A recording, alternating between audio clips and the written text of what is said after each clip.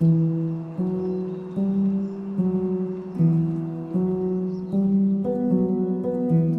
forgotten structure is the final remnants of a once huge asylum complex.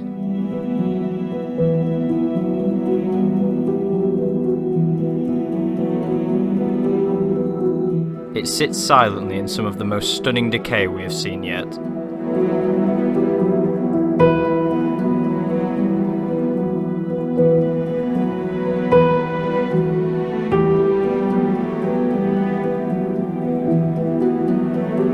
So be sure to stay tuned as we enter yet another impressive building left to rot by humanity.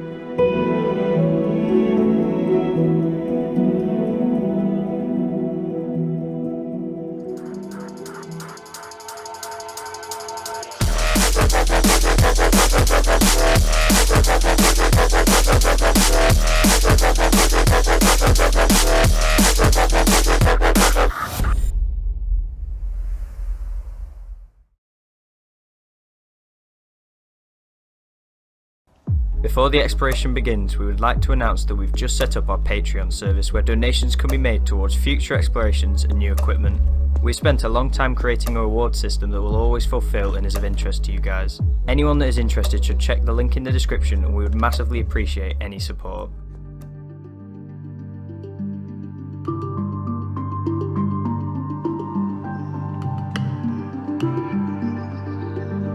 Now back to the exploration. We've just arrived at this grand building and are taking note that there is little signs of vandalism. The detail on what we are going to assume is the nurse's headquarters is astonishing, with pillars coming down from a balcony.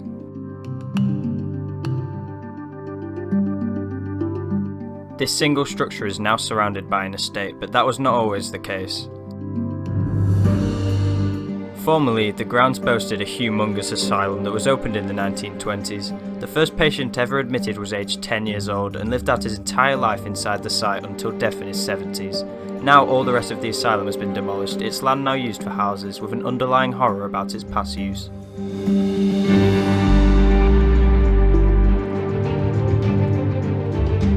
On this explore we join Kurt and Tracy, both fellow Urbexers, and head round the back looking for an entrance. We have to stay low key because the back car park is full to the brim and people are dotted around.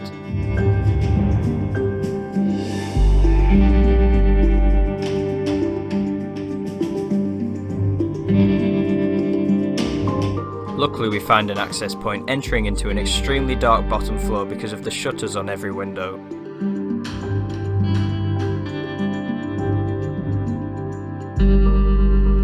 There appears to be a large amount of items remaining, clogging up the downstairs rooms, which are large and grand.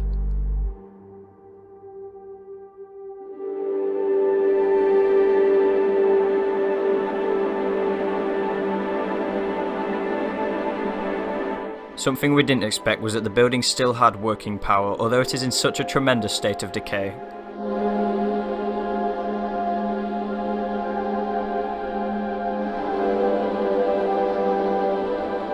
On the walls there was no graffiti at all, just layers upon layers of peeling paint.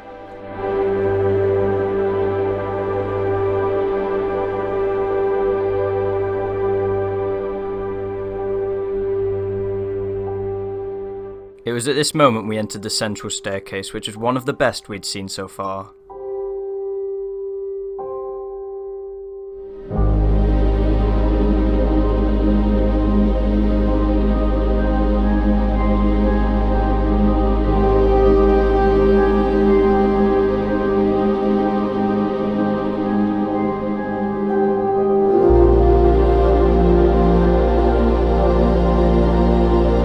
The ceiling was amazing, with many royal standard details and even more peeling paint that emphasises how much the structure is neglected by the local community.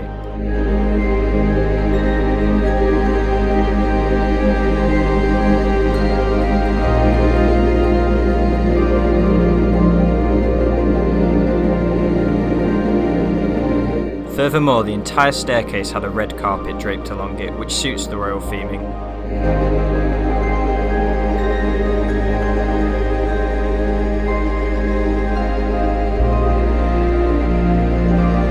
More interesting architecture was at the entrance. The ceiling here matched the one above the stairs.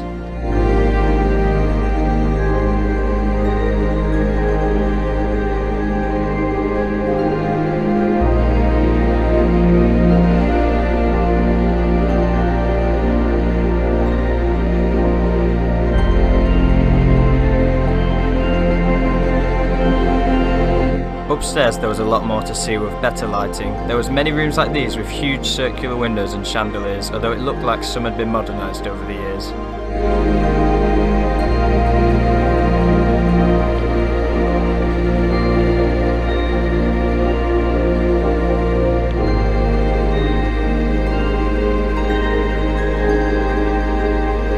This asylum closed like all the others in the UK around the late 1980s. Many remain derelict like this one, but even more have been demolished.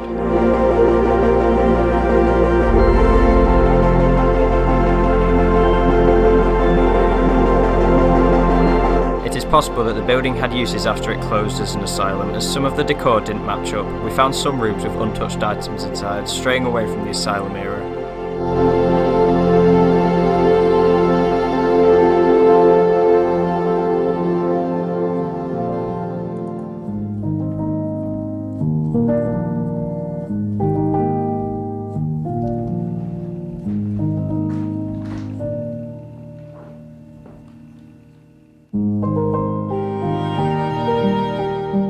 The bed in this bedroom looked quite modern, as well as the stoves in the cinematics before, and the way the cushions were squashed looked as if someone had been sleeping in it not even that long ago.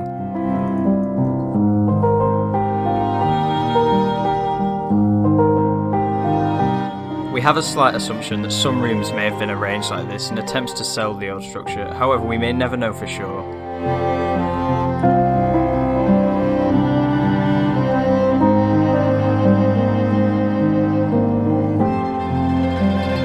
We had explored all of the structure and left it to continue spiralling into an unsavable ruin.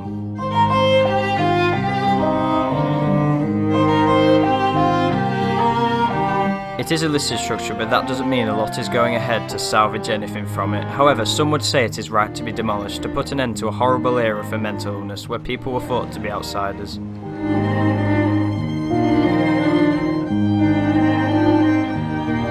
Whatever happens, we are glad we got to see such an impressive remnant of the dark past, where beauty meets terror.